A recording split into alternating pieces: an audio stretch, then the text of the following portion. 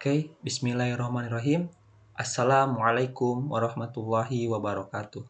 Perkenalkan, nama saya Asikal Fajrul dengan NPM 1007070122081. Saya dari program studi teknik pertambangan. Maksud dari pembuatan video ini, saya ingin memenuhi tugas dari mata kuliah hidrogeologi. Dan saya dari kelas A hidrogeologi.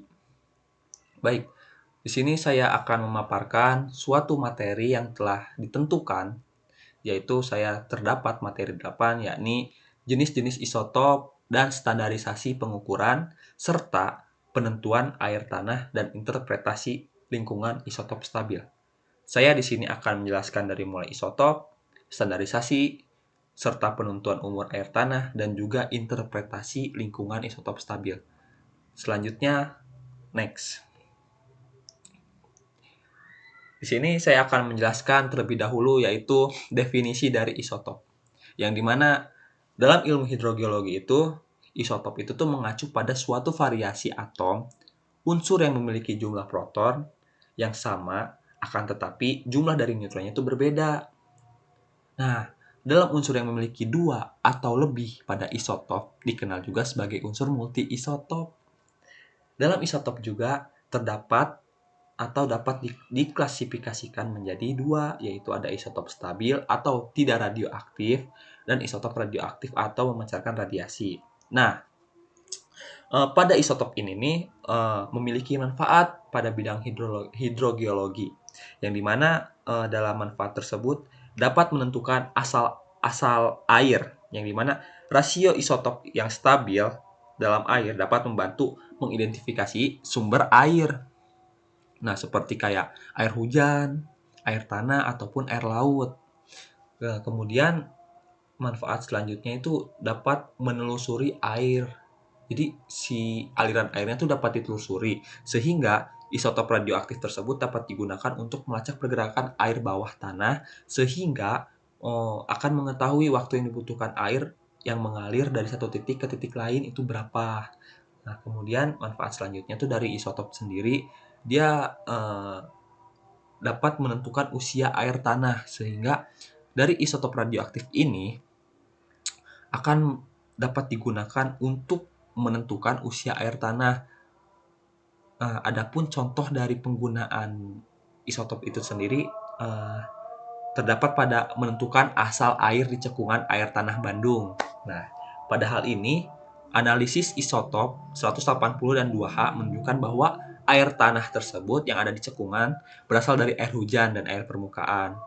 Nah, sehingga air tanah tersebut bisa terlacak oleh isotop ini sendiri. Kemudian dapat ditentukan usia dari air tanah yang ada di dataran tersebut, yaitu di tinggi Dieng. Hal ini dapat membantu menentukan usia air tanah yang ada di dataran tinggi Dieng, yang dimana isotop 14C ini dapat digunakan untuk menentukan usia air tanah di dataran tinggi yang berkisar antara 1000 hingga 10.000 tahun yang terdapat di Dieng. Kemudian untuk dari definisi isotop ini tuh seperti ini, dan pada isotop juga terdapat jenis-jenisnya, yang dimana selanjutnya dari jenis-jenis isotop ini terdapat isotop hidrogen, isotop oksigen, dan isotop karbon. Pada isotop hidrogen ini terdapat protium.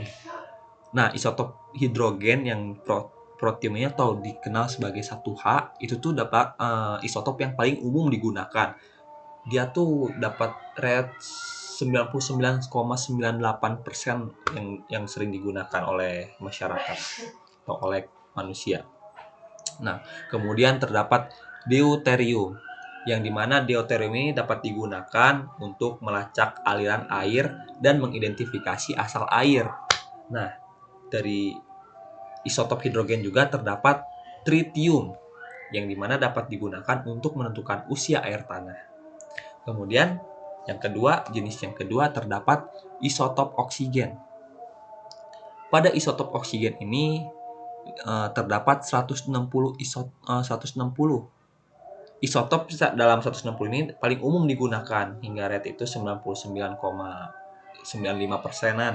Nah, sedangkan dalam isotop oksigen juga terdapat 170, yang dimana 170 ini dapat digunakan untuk mempelajari proses evaporasi dan fraksinasi isotop. Kemudian terdapat 180 yang digunakan untuk dapat melacak aliran air dan mengidentifikasi asal air. Kemudian yang terakhir terdapat jenis isotop karbon. Dalam isotop karbon ini terdapat 12C. Nah, 12C ini isotop yang paling umum digunakan hingga rate itu 98,9%-an. Nah, yang kedua terdapat 13C yang dimana yang digunakan untuk mempelajari proses biogeokimia dan interaksi air batuan. Kemudian yang ketiga terdapat 14C. Isotop ini tuh merupakan isotop radioaktif yang digunakan untuk menentukan usia air tanah. Nah, adapun seperti jenis-jenis isotop ini terdapat jenis lainnya seperti strontium yang dapat digunakan untuk mempelajari interaksi antara air dan batuan. Kemudian terdapat juga jenis isotop nitrogen yang digunakan untuk mempelajari proses biokimia serta sumber pencemaran air. Mungkin yang selanjutnya terdapat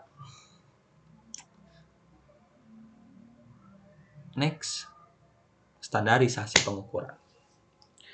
Dalam hidrogeologi terdapat standarisasi pengukuran, yang dimana standarisasi pengukuran ini merupakan suatu upaya dalam memastikan bahwa pengukuran telah memenuhi standar kualitas. Nah, pada si standarisasi pengukuran ini memiliki tujuan yang dimana untuk meningkatkan kualitas data, mempermudah perbandingan data, dan meningkatkan efisiensi data. Nah, pada tujuan dalam meningkatkan kualitas data itu maksudnya data yang dikumpulkan dengan cara yang standar lebih akurat dan dapat diandalkan, sehingga data-data tersebut dapat dipahami.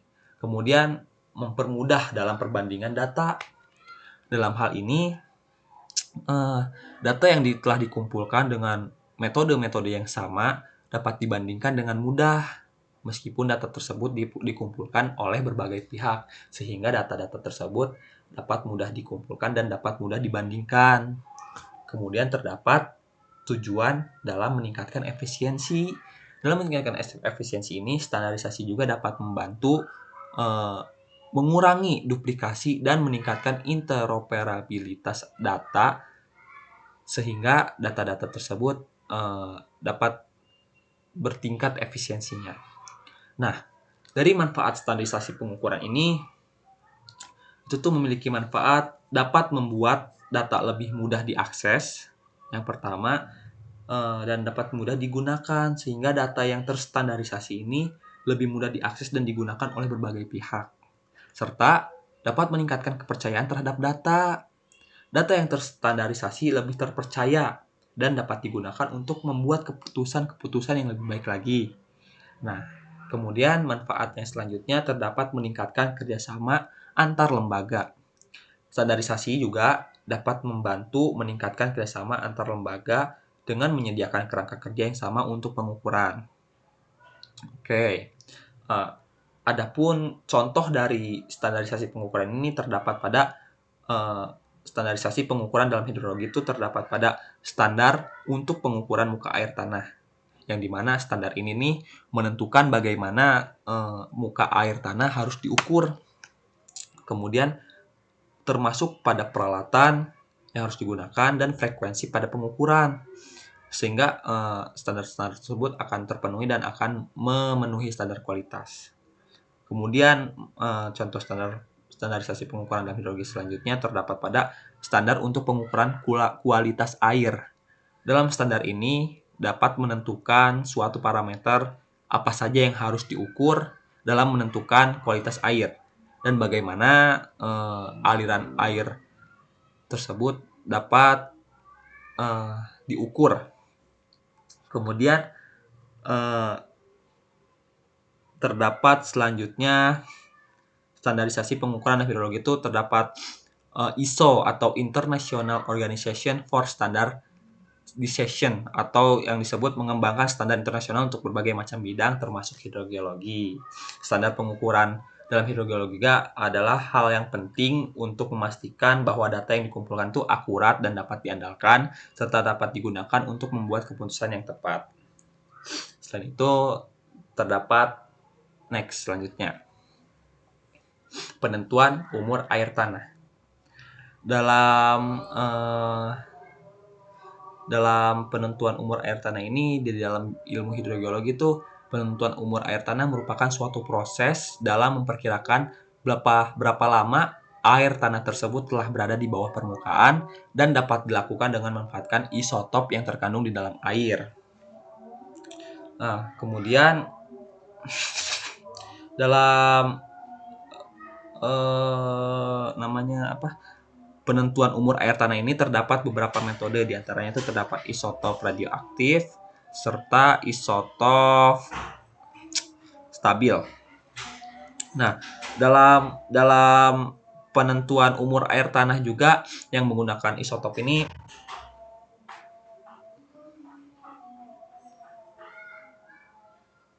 menggunakan yang pertama tuh pemilihan isotop. Para ahli akan memilih isotop yang sesuai berdasarkan umur air tanah yang diperkirakan dan tujuan dari penelitian. Nah, terus kemudian terdapat pada pengambilan sampel air tanah. Sampel air tanah diambil dari titik yang representatif sesuai dengan tujuan penelitian. Kemudian analisis laptop di laboratorium. Nah, kemudian dari hal tersebut dapat memperhitungkan umur air tanah. Penentuan umur air tanah merupakan hal yang penting dalam hidrogeologi untuk memahami pengelolaan dan kualitas air tanah, sehingga pemanfaatan isotop juga menjadi salah satu metode yang banyak digunakan dengan pemilihan isotop yang tepat dan analisis yang cermat. Kemudian selanjutnya terdapat